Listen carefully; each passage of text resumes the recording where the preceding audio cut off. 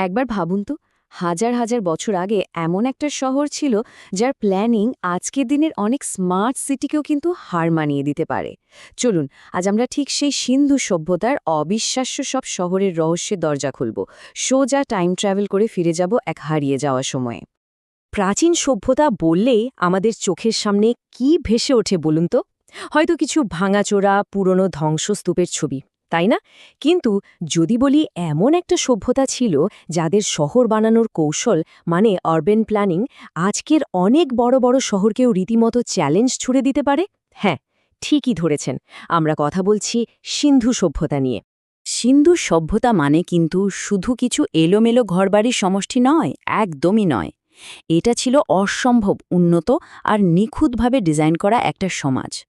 ওদের প্রত্যেকটা শহর ছিল নকশা আর ইঞ্জিনিয়ারিংয়ের এক একটা মাস্টারপিস। দেখলে মনে হবে যেন হাজার হাজার বছর আগেই একদল আধুনিক আর্কিটেক্ট মিলে পুরো শহরটা ডিজাইন করে ফেলেছে। এই বিশাল সভ্যতার কেন্দ্র ছিল আজকের পাকিস্তান, আর ভারতের একটা বিরাট অংশ জুড়ে বয়ে চলা দুটো প্রধান নদী, সিন্ধু আর ঘাঘর হাকরা। আর এই নদীর উর্বর এলাকাগুলোতেই গড়ে উঠেছিল তাদের বসতি। আর সেগুলো কোনো সাধারণ গ্রাম ছিল না, একদমই না। বরং সেগুলো ছিল হাইলি অ্যাডভান্সড, দারুণভাবে প্ল্যান করা সব শহর। সত্যি বলতে সেই সময়ের মেসোপটেমিয়া বা মিশরীয় সভ্যতার থেকেও কিন্তু অনেক দিক দিয়ে ওরা এগিয়ে ছিল। আচ্ছা, এবার তাহলে এই সভ্যতার সবচেয়ে বড় শক্তির জায়গাটা নিয়ে কথা বলা যাক, আর সেটা হলো তাদের বিশাল বিশাল শহরগুলো। এগুলো যে শুধু সাইজেই বড় ছিল তা কিন্তু নয়, আসল ব্যাপারটা হলো এদের অর্গানাইজেশন আর প্ল্যানিং, যা এক কথায় অবিশ্বাস্য। চলুন আর একটু গভীরে গিয়ে দেখি ব্যাপারটা। এই বিশাল রহস্যের প্রথম সূত্রটা ছিল হরপ্পা। মানে এই শহরটা আবিষ্কার হওয়ার পরেই কিন্তু পুরো ব্যাপারটা সামনে আসে। একবার চিন্তা করে দেখুন তো, এটাই ছিল প্রথম জায়গা যা গোটা বিশ্বের সামনে এক হারিয়ে যাওয়া সুপার অ্যাডভান্স সভ্যতার দরজাটা খুলে দিয়েছিল। এই একটা আবিষ্কার আর্কিওলজির ইতিহাসে একটা নতুন চ্যাপ্টার শুরু করে দেয়। আমাদের ইতিহাস নিয়ে যা ধারণা ছিল সেটাকেই আমূল বদলে দিয়েছিল। তবে সিন্ধু সভ্যতার আসল চমক বা বলতে পারেন ক্রাউন জুয়েল ছিল কিন্তু মহেঞ্জোদারো। এটা ছিল তাদের আরবান প্ল্যানিংয়ের সেরা উদাহরণ।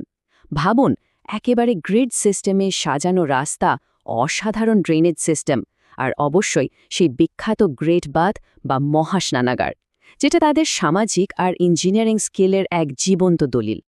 তো এক ঝলকে যদি আমরা প্রধান কেন্দ্রগুলো দেখি, হরপ্পা, যেটা প্রথম আবিষ্কার হয়, মহেঞ্জোদারো, যেটা ছিল ওদের সবচেয়ে বড় শহর, আর রাখিগড়ি, যেটা ভারতে খুঁজে পাওয়ার সবচেয়ে বড় সাইট।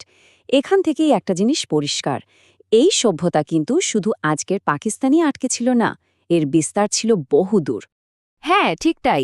সিন্ধু সভ্যতা কিন্তু শুধু সিন্ধু নদের আশেপাশেই সীমাবদ্ধ ছিল না, এর প্রভাব আর বিস্তার ছড়িয়ে পড়েছিল আধুনিক ভারতের হরিয়ানা পর্যন্ত। আর এর সবচেয়ে বড় প্রমাণটাই হল রাখিগড়ি। রাখিগড়ির গুরুত্বটা বুঝতে শুধু এই একটা তথ্যই যথেষ্ট। এটা এখন পর্যন্ত ভারতে খুঁজে পাওয়া হারাপ্পা সভ্যতার সবচেয়ে বড় সাইট। ভাবা যায়, এটা থেকেই পরিষ্কার বোঝা যায় যে এই সভ্যতা আসলে কতটা বিশাল আর বিস্তৃত ছিল। শহরগুলো যে শুধু বড় ছিল তা কিন্তু নয়। আসল ব্যাপারটা হলো এগুলোর পেছনে থাকা অসাধারণ সব টেকনোলজি আর ইনোভেশন। ওরা এমন সব ইঞ্জিনিয়ারিংয়ের কাজ করে গেছে যা আজকের দিনেও শুনলে অবাক হতে হয়। যেমন ধরুন লোথাল, ওদের ইঞ্জিনিয়ারিং স্কিলের এক অসাধারণ উদাহরণ। এটা শুধু একটা শহর ছিল না, এটা ছিল একটা ভাইব্র্যান্ট পোর্ট সিটি, মানে একটা ব্যস্ত বন্দর। ওরা একটা আর্টিফিশিয়াল ডকইয়ার্ড বানিয়ে ফেলেছিল, যেটা আজকের দিনের আধুনিক ডকের মতোই কাজ করত। আর এটার মাধ্যমেই ওরা কডল পথে ব্যবসা বাণিজ্যকে এমন এক লেভেলে নিয়ে গিয়েছিল যা পুরো সভ্যতাকে দূরের দুনিয়ার সাথে কানেক্ট করেছিল। লোথালের মতো যেমন ছিল সামুদ্রিক শক্তি, ঠিক তেমনই কালীবঙ্গানে আমরা দেখতে পাই ওদের কৃষি আর আর্কিটেকচারের ইনোভেশন। এখানে কি পাওয়া গেছে জানেন? বিশ্বের সবচেয়ে পুরনো লাঙল দেওয়া চাষের জমি। এটা থেকেই বোঝা যায় ওদের চাষাবাদের সিস্টেম কতটা উন্নত ছিল। আর তার সাথে পাওয়া গেছে অসাধারণ সব ডেকোরেটিভ ইট। এর থেকে কি প্রমাণ হয়? প্রমাণ হয় যে ওরা শুধু তুখোর ইঞ্জিনিয়ারই ছিল না, ছিল দারুণ শিল্পীও। তবে সম্ভবত ওদের সবচেয়ে বড় চ্যালেঞ্জটা ছিল জল ম্যানেজ করা, বিশেষ করে ধোলাভিরার মতো একটা শুকনো জায়গায়। কিন্তু সেখানেও ওরা একটা অসাধারণ ইঞ্জিনিয়ারিং সলিউশন বের করে ফেলেছিল। ধোলাভিরাতে ওরা যা করেছিল সেটা এক কথায় অবিশ্বাস্য। ওরা একটা দারুণ জটিল ওয়াটার ম্যানেজমেন্ট সিস্টেম তৈরি করেছিল।